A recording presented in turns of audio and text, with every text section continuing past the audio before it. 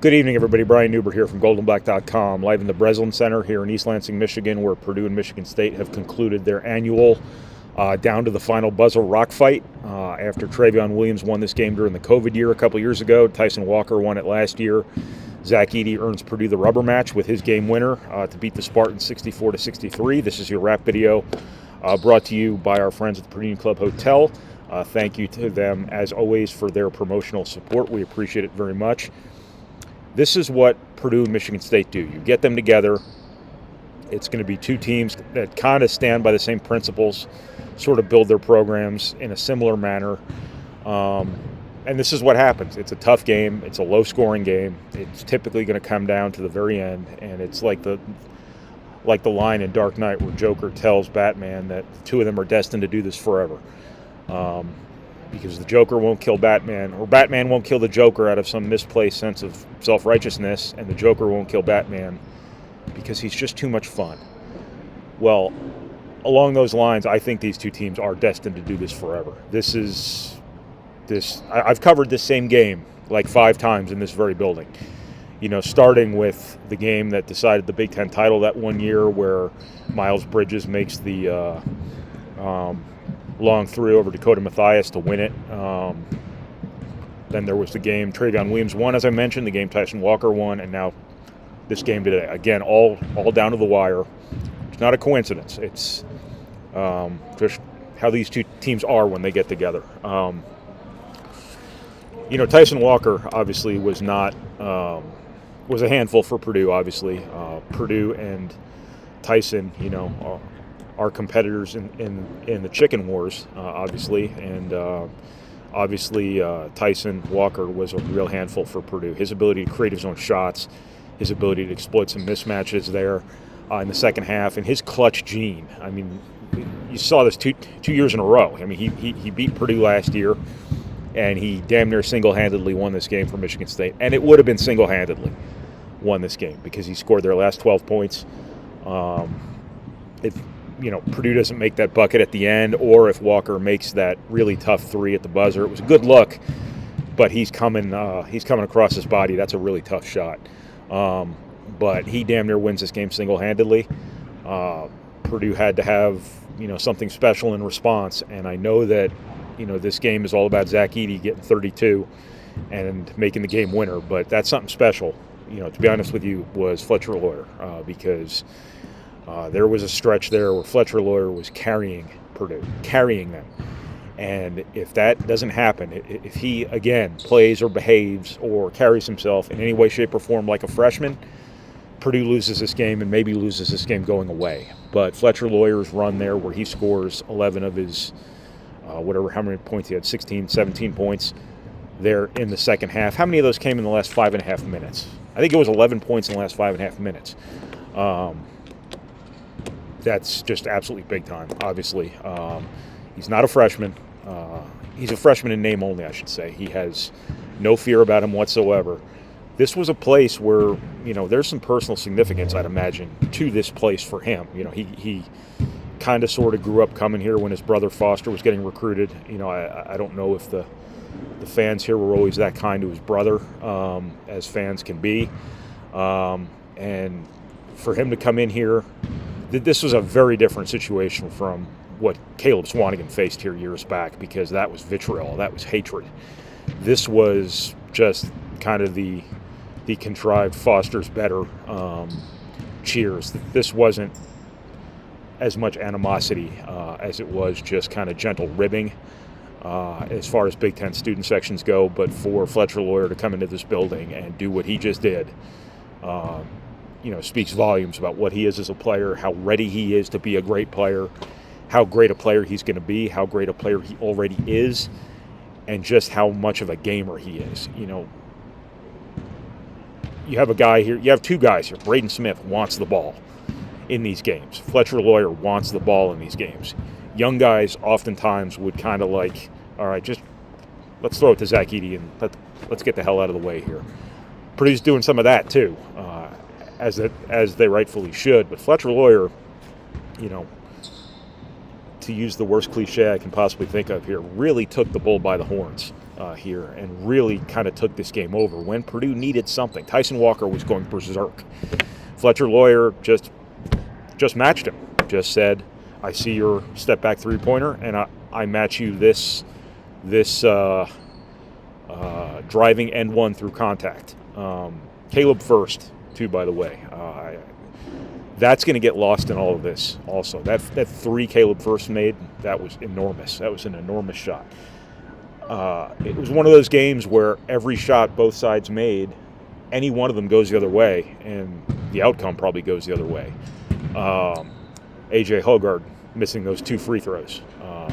Another example. Sometimes it's better to be lucky than good. Purdue was both in that regard.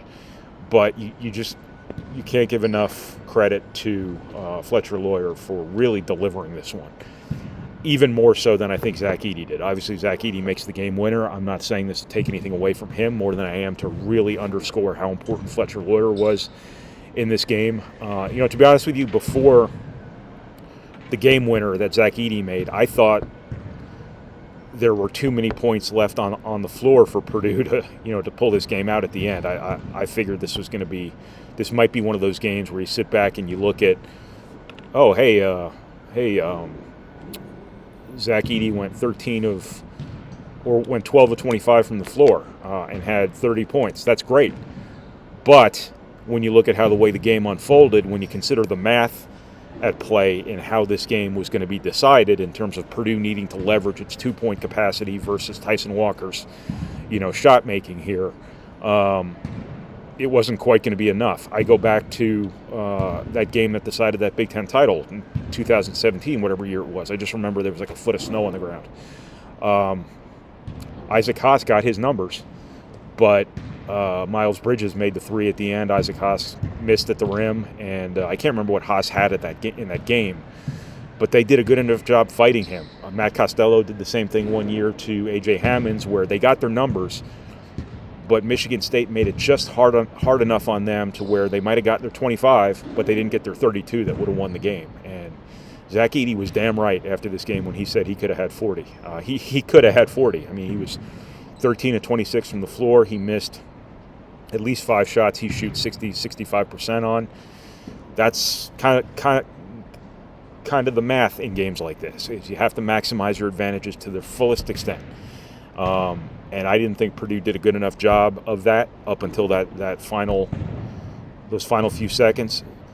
You throw the ball to Edey. Obviously, he makes a great play. Fletcher Loyer makes a great entry. That was a picturesque entry, even though it might have looked like kind of a weather balloon hanging up in the air that long. I think it really gave Ross-Ade time to kind of settle under it, to kind of start moving into his baseline move, and then to set up that next step, that spin to the basket. I think that was a masterful play by Fletcher Loyer too. I might just be making that up. I don't know, but I don't think so. Purdue could not have played that last sequence any better. It is hard to execute in a situation like that when you're playing through one really big guy. Now, when Michigan State goes one-on-one with these guys, they're putting themselves at a real disadvantage. They've got to pressure the hell out of the ball. They have to really fight Edey. They have to let the refs let them play. But I think Purdue did a great job leveraging its biggest advantage with the game on the line. Biggest shot of the season thus far for Purdue. Purdue keeps doing everything they need to do in winning time, especially away from Mackey Arena. And I want to lay a definition down for winning time. I don't just mean the final 2 minutes of games. I mean the times when games are won. The times like in Portland when West Virginia makes its run, Purdue has to respond. The times against Gonzaga and Duke when all of a sudden those two teams who've been down double digits, for so long in that game, all of a sudden start to show the makings of a run that could change the game. Purdue makes all the right plays in those situations, and they just show a maturity and a poise way beyond their years. And I think that speaks volumes about Purdue's makeup, Purdue's preparation, their mental complexion, kind of all of that stuff, but also Purdue's just ability to just focus on the moment, whatever's right in front of them, not the next game, not the next play, whatever's right in front of them in that moment. Make the right decisions, keep a level head, play the game the right way, and things turn out. That's why Purdue is where it is right now. That's why Purdue is 17-1. That's why Purdue is number 3 in the country. That's why Purdue is 6-1 in the Big Ten with 4 Big Ten road wins already. And Purdue sitting in a pretty good position here in the Big Ten race, however early it might be. It is very early, but road wins are gold. Every one you get, and every tough win you get, these are gold. Winning at Ohio State is gold. Winning at Michigan State is gold. Winning at Penn State, even though that wasn't at Penn State, that is gold. And Purdue's putting itself in a really good position here. If they can have some success here the next couple weeks, the next week in particular, you have a chance to build a little cushion here. And you have a chance for the rest of the league to really kind of cut one another up, for Illinois to keep beating Michigan State's, and Michigan State or Wisconsin's to keep beating Michigan State's. All of those sort of middle tier teams, top of the middle to middle of the middle to lower middle teams, to keep cutting each other up while you sit there at 6-1 in the Big Ten and you just kind of enjoy it. So that's the nature of the Big Ten. I don't know if that made any sense at all, but that's what I'm going with. That's my story, and I'm sticking to it. So from the Breslin Center here in East Lansing, from Purdue's 64-63 win over Michigan State, this is Brian Neubert from GoldenBlack.com. Thank you for watching. Thank you for reading. Thank you for listening. And thank you for ignoring that vacuum or that drill or whatever that is. And thank you for processing our materials, however it is you process our materials. Did I just say process our materials? Process our materials. Thank you to the Purdue Club Hotel for your support. I will see you guys again after Purdue plays Minnesota in Minnesota on Thursday night. And then I'll see you again from the Breslin Center next year after one of these two teams wins by 1 point, coming down to the final 0.8 of a second or something like that. So thanks, everybody.